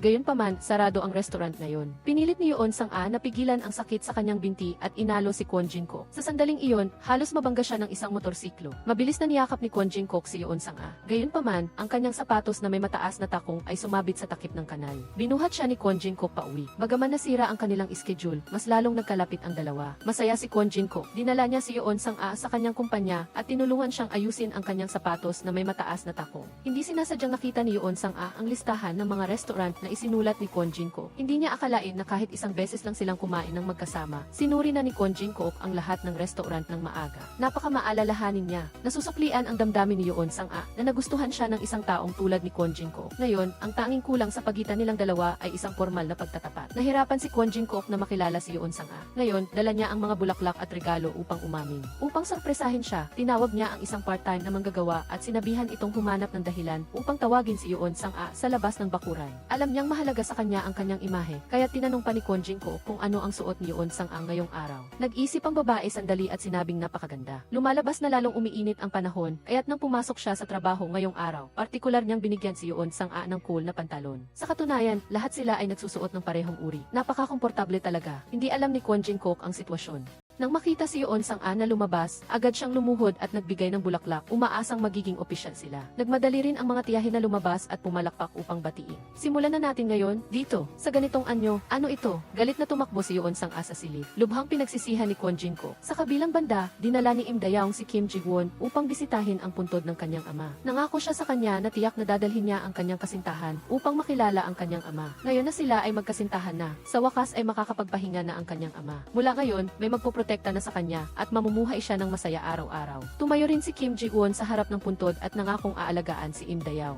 Mula ngayon, hindi na siya mag-iisa. Lubos na lumulutang sa matamis na kaligayahan si Im Dayaw. Pagkatapos ng trabaho, nagpadala ng mensahe si Im Dayaw kay Kim Ji-won, ngunit sinabi niya na wala siyang oras ngayong gabi. Lumabas na nakita ni Kim Ji-won ang litrato ni Ji-won's ex-girlfriend sa bar. Bukod sa chairman at kay Kim Ji-won, si Park Garam na lang ang natira sa bar. Naghinala ang dalawa na sa kanya ang litratong ito. Upang masuri, sadyang inihagis ng chairman ang isang bag ng cold cream sa kamay ni Park Garam. Pagkatapos ay mabilis na hinanap siya. Nang umiiwas si Park Garam, biglang nahulog ang litrato, isang piraso kay Park Garam at isang piraso kay Ji-won's ex-girlfriend at eksakto silang nabuo upang maging isang kumpletong litrato. Nagulat sandali ang chairman at si Kim Ji-won. Tinanong nila si Park Garam kung ano ang relasyon niya kay Ji-won's ex-girlfriend. Dahil hindi na maitatago, wala siyang magawa kundi sabihin ang katotohanan. Si Ji-won's ex-girlfriend ang biological na ina ni Park Garam. Mula nang ipanganak siya, hindi pa niya nakita ang kanyang ina. Sinabi ng kanyang ama na namatay ito dahil sa mahirap na panganganak. Sa loob ng maraming taon, nanirahan si Park Garam kasama ang kanyang ama, ngunit masama ang pagtrato nito sa kanya. Sa edad na 17, nahuli si Park Garam at dinala sa istasyon ng pulisya dahil sa gulo. Kung walang pambayad ng multa, ipadadala siya sa Youth Detention Center. Sa sandaling ito, lumitaw si Ji-won's ex-girlfriend. Tinulungan niya si Park Garam na bayaran ang multa at sinabi na ipinanganak niya ito sa edad na 57. Ngayon, si Park Garam ay 17 taong gulang na rin. Ayaw ni Ji-won's ex-girlfriend na masangkot ang buhay niya sa batas. 3 taong nanirahan si Park Garam at ang kanyang ina. Sa araw ng pagtatapos, nagkuha ng litrato ang mag-ina. Ito ang litratong nakita ng chairman at ni Kim Ji-won. Nang gabing iyon, umuwi si Park Garam at natuklasan na umalis ang kanyang ina nang walang paalam at iniwan lang siya ng isang sulat. Sana ay mabuhay ka ng maayos sa hinaharap, nakasulat sa sulat. Sinabi rin niyang mayroon siyang takdang aralin na dapat tapusin at kailangan niyang umalis kaagad. Pagkaalis ng kanyang ina, nalaman ni Park Garam na noong una, nagbigay si Ji-won's ex-girlfriend ng malaking halaga ng pera sa kanyang ama kapalit ng 3 taong pagkakataong makasama siya. Sa proseso ng paghahanap sa kanyang ina, nalaman ni Park Garam ang relasyon ni Kim Ji-won at ng kanyang ina. Higit pa rito, ang perang ibinigay sa kanyang ama at ang iba pang mga utang ay binayaran ni Kim Ji-won. Ipinagpalagay ni Park Garam na si Kim Ji-won ang itakdang aralin na binanggit ng kanyang ina. Nang malaman niyang hinahanap din ni Kim Ji-won si Ji-won's ex-girlfriend, nagtrabaho siya part-time sa bar, umaasang makakakuha ng impormasyon tungkol sa kinaroroonan ng kanyang ina. Ngayon na nakita niyang nagmamahalan sina Kim Ji-won at Im Dayaw, nag-aalala si Park Garam na baka isuko na niya ang paghahanap kay Ji-won's ex-girlfriend. Kaya naman inilagay niya ang litratong ito sa silid ni Kim Ji-won. Alam na ni Kim Ji-won at ng chairman ang buong kwento. Hindi nila akalain na may anak na pala si Ji-won's ex-girlfriend. Noong mga panahong nasa mundo pa sila ng underworld, lihim na minamahal ng chairman si Ji-won's ex-girlfriend. Madalas niya itong sulyapan. Kalaunan lang niya nalaman ang tungkol sa pagkakaroon ni Kim Ji-won at niligtas siya. Pagkaalis ni Ji-won's ex-girlfriend, magkasama silang nagtatrabaho hanggang ngayon. Sa proseso ng paghahanap kay Ji-won's ex-girlfriend, nalaman ng chairman at ni Kim Ji-won na dating hostess si Ji-won's ex-girlfriend. Ngayon na narinig nilang sinabi ni Park Garam ang katotohanan, naghinala ang chairman na sadyang lumapit si Ji-won's ex-girlfriend kay Kim Ji-won para tulungan siyang bayaran ang kanyang mga utang. Sa anumang paraan, umaasa ang chairman na isuko na ni Kim Ji-won ang paghahanap kay Ji-won's ex-girlfriend at mamuhay ng maayos kasama si Im Dayaw. May sariling desisyon si Kim Ji-won. Marahil ang paghahanap sa loob ng 5 taon ay naging obsesyon niya. Ngayon, gusto lang niya ng resulta. May natuklasan din si Im Dayaw tungkol kay Ji-won's ex-girlfriend. Habang pauwi, nakasalubong niya ang matandang kapitbahay. Nakita niyang maraming dala ang matanda, kaya tumakbo si Im Dayaw para tumulong. Ngunit nakakita siya ng relo sa bahay ng matanda na eksaktong kapareho ng iniwan ni Ji-won's ex-girlfriend kay Kim Ji-won. Sinabi ng matanda na nagbukas siya dati ng tindahan ng pag-aayos ng relo at nag-iwan ng address si Ji-won's ex-girlfriend nang bumisita siya sa tindahan, ngunit hindi niya maalala kung saan niya ito isinulat. Naguluhan si Im Dayaw at dali-daling umalis. Nakaramdam siya ng pagkabalisa at pag-aalala. Nag-alinlangan si Im Dayaw kung sasabihin ba ito kay Kim Ji-won. Matapos pag-isipan, nagpa siya si Im Dayaw na pumunta sa bahay ng matanda upang hanapin muna ang address ni Ji-won's ex-girlfriend. Wala sa bahay ang matanda. Naghinala siya na noong dumating si Kim Ji-won sa bahay upang maglinis, baka hindi niya sinasadyang itinapon sa basurahan. Hindi sumuko si Im Dayaw at tumakbo sa basurahan upang hanapin. Nagkataon na nakita siya ni Kim Ji-won. Nagsinungaling siya na gusto niyang tingnan kung mayroon bang magagamit. Hindi alam ni Kim Ji-won ang katotohanan, ngunit alam niyang nakatambak ang mga gamit sa bahay ni Im Dayaw at hindi pa tapos linisin, kaya hindi na siya dapat kumuha ng anuman. Hindi nakita ni Im Dayaw ang address sa basurahan at bumalik sa bahay. Nakita ng matanda si Kim Ji-won na gustong itapon ang kalendaryo. Pinigilan niya ito at sinabing madalas niyang isinusulat ang numero ng telepono doon. Narinig ito ni Im Dayaw.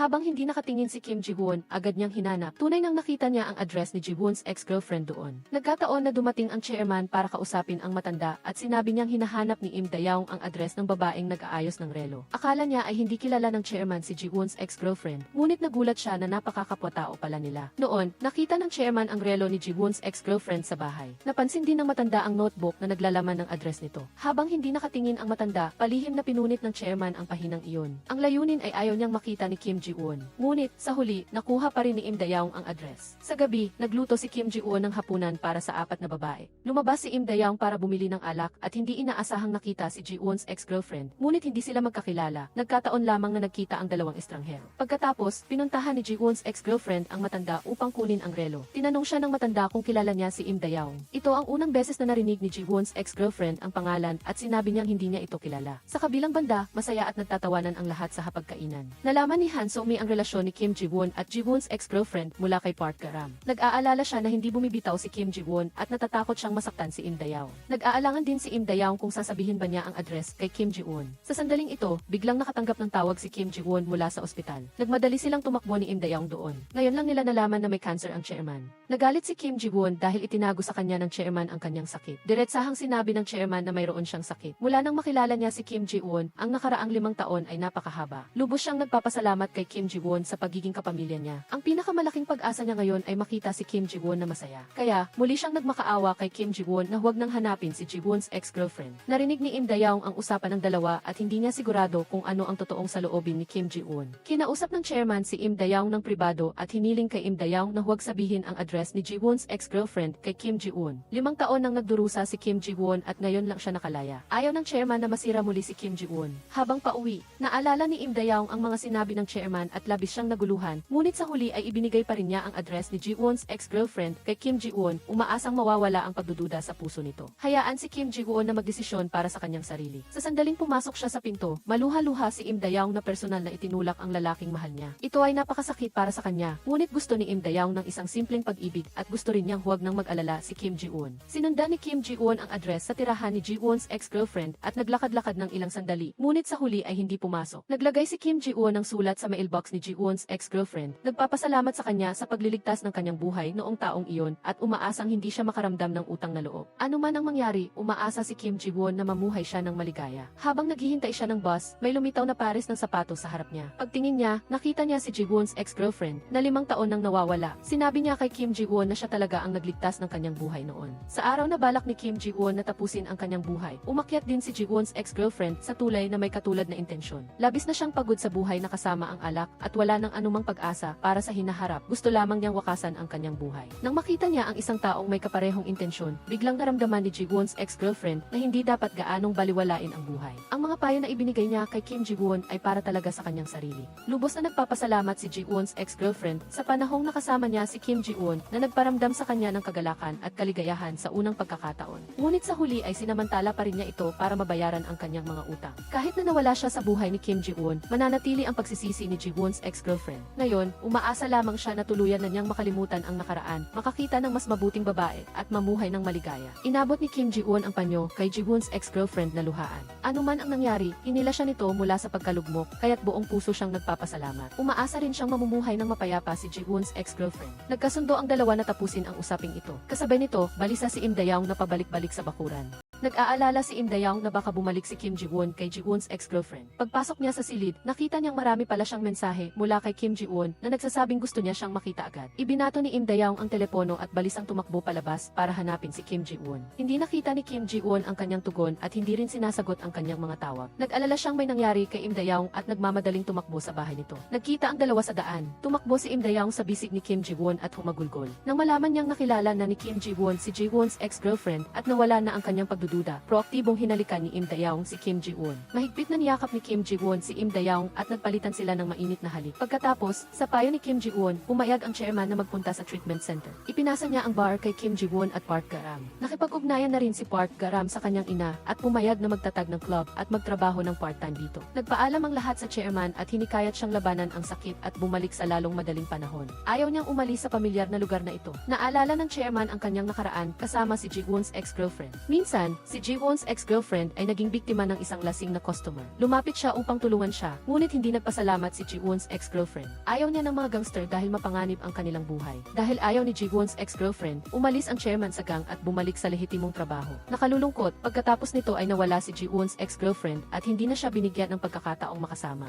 Nag-iisip sa kabilang panig, napansin ni Kwon Jin-kook na si Yeon Sang-a ay nagnanais pa ring maging isang taga-disenyo ng alahas. Upang matulungan siyang matupad ang kanyang pangarap, ginugol niya ang buong gabi sa paghahanap sa internet ng mga tindahan na naghahanap ng mga taga-disenyo. Matagumpay na naipasa ni Yeon Sang-a ang panayam at nakagawa ng sarili niyang produkto sa pamamagitan ng patuloy na pagsisikap. Naniniwala siya na ang lahat ng ito ay dahil kay Kwon Jin-kook. Personal siyang nagdisenyo ng dalawang singsing at isinuot nila ang mga ito sa isa't isa, nangangakong magsasama habang buhay. Gustong malaman ni Yeon Sang-a kung bakit laging pinaplano ni Kwon Jin-kook ang lahat. Sinabi niya na mula pagkabata, lahat ng kanyang ginawa ay idinidikta ng kanyang ina at hindi pa siya nakapagpasya para sa sarili. Hanggang sa nakilala niya si Yeon Sang-a, ang kanyang independenteng personalidad. Ang kalayaan niya ang lubos na nakaakit kay Kwon Jin-kook. Mula nang makasama niya si Yeon Sang-a, unti-unting natuklasan ni Kwon Jin-kook ang layunin ng kanyang buhay at nalaman kung ano ang pinakamahalaga sa buhay. Ngunit minsan ay nawawalan siya ng tiwala sa sarili. Kaya naman pinaplano niya ang bawat date nila ni Yeon Sang-a, gusto niya itong bigyan ng pinakamagaling. Labis na naantig si Yeon Sang-a nang marinig ang sinabi ni Kwon Jin-kook. Lakas loob din niya itong hinalikan. Pareho silang nakaramdam ng pagkaswerte na nagkakilala sila. Sa kabilang dako, sa kaarawan ng ama-amahan ni Han So-mi, tinawag siya ng kanyang ina para umuwi at kumain. Lakas loob na bumalik si Han So-mi. Ikinuwento ng ina ang tungkol sa kanyang kapatid. Noong una, nang magpakasal ang ina sa ama-amahan, napagkamala ng kapatid na siya ang kabit. Sinisira ang kaligayahan ng pamilya, kaya lubos niyang kinasusuklaman ang mag-ina. Nang maglaon, nang malaman niya ang katotohanan, umiyak ang kanyang kapatid at humingi ng tawad kay Han So-mi sa harap niya. Napabuntong hininga ang ina na ang kanyang kapatid ay medyo sensitibong bata. Hindi madali para maging maayos ang kanilang pamilya ngayon. Nang umalis si Han So-mi, proaktibong inihatid siya ng kanyang kapatid. Nang makita ang kanyang pag-aalangan, alam ni Han So-mi na gusto ng kanyang kapatid na humingi ng tawad, ngunit pinigilan niya ito. Masaya siya na natukoy ng kanyang kapatid ang kanyang pagkakamali, ngunit higit pa roon, mas masaya siya na nalampasan niya ang kanyang takot. Mula noon, komportable nang tinatanggap ni Han So-mi ang paningin ng lahat, hindi na umiiwas at natatakot tulad ng dati. Bukod pa rito, dahil sa paglulunsad ng bagong disenyo ng kuko. Kaya naman napakabenta ng tindahan. Ngunit bukod sa trabaho, mayroon pa ring isa pang libangan si Han So-mi, ang pagiging cheerleader at sumusuporta sa koponan ni Park Ga-ram. Ang negosyo ni Kang Hae-jo at ng kanyang kasama sa bahay ay lalong gumaganda. Kahit hindi sila naging magkasintahan, itinuturing nila ang isa't isa bilang pamilya. Sa huli, naging regular na empleyado si Im Dae-young. Bago ang interview, ibinigay ng kanyang mga kasamahan sa kanya ang plano. Sa panahon ng interview, nagsalita din ng maganda ang team leader at si Jo Dong-ik tungkol sa kanya. Alam ng lahat ang kakayahan ni Im Dae-young, ngunit sa kasamaang palad, dahil mayroong nagdaan sa likod, hindi pa rin nakapasa si Im Dae-young. Sa panahong nawala ng trabaho, nagpasya siyang ayusin ang mga naiwang gamit ng kanyang ama. Habang tinitingnan niya ang pamilyar na mga bagay, naisip niya ang kanyang ama na mag-isang naghirap upang palakihin siya. Hindi napigilan ni Im Dae-young ang umiyak, buti na lang at naroon si Kim Ji-won sa tabi niya. Mula ngayon, hindi na siya mag-iisa. Lumipat si Yeon Sang-a sa bahay ni Im Dae-young at nakasama ang iba pa. Pagkagising pa lang ng mga babae, mayroon ng masarap na almusal. Buong araw silang masaya. Hindi nagtagal, nagbitiw si Kim Ji-won at nagtayo ng sarili niyang kumpanya ng advertising. Nag-apply si Im Dae-young at muling naging empleyado sa ilalim ni Kim Ji-won. Sa kabilang banda, ikinuwento ng chairman ang kanyang kwento at ni Ji-won's ex-girlfriend sa ibang mga pasyente. Hindi inaasahang, biglang lumitaw ang pangunahing karakter sa ospital. Inihayag ng chairman ang kanyang damdamin. Dahil ayaw ni Ji-won's ex-girlfriend ng mga gangster, 5 taon na ang nakalilipas ay nagretiro siya. Alam ni Ji-won's ex-girlfriend ang damdamin ng chairman at alam niyang tinulungan siya ni Kim Ji-won na bayaran ang kanyang mga utang, na utang din sa pagsisikap ng chairman. Talagang nagpapasalamat siya sa kanya. Naranasan ng dalawa ang kapaitan ng buhay at tahimik na tinatamasa ang kapayapaan. Sa sandaling ito, muling dumating ang isang magandang araw. Nagdaos ang lahat ng party sa bahay ni Im Dae-young at tinamasa ang pakiramdam ng kaligayahan na napapalibutan ng pag-ibig at pagkakaibigan. Lahat sila ay nag-alinlangan, natisod at nabigo, ngunit sa kabutihang palad, sa pagharap sa mga pagsubok na iyon, natagpuan ng bawat isa ang kanilang direksyon sa buhay at buong lakas na niyakap ang bagong buhay. Nagtatapos ang pelikula rito. Dito na nagtatapos ang review ngayong araw. Magkita-kita tayo sa mga susunod na video. Huwag kalimutang i-like at i-follow ang channel para sa mas magagandang pelikula.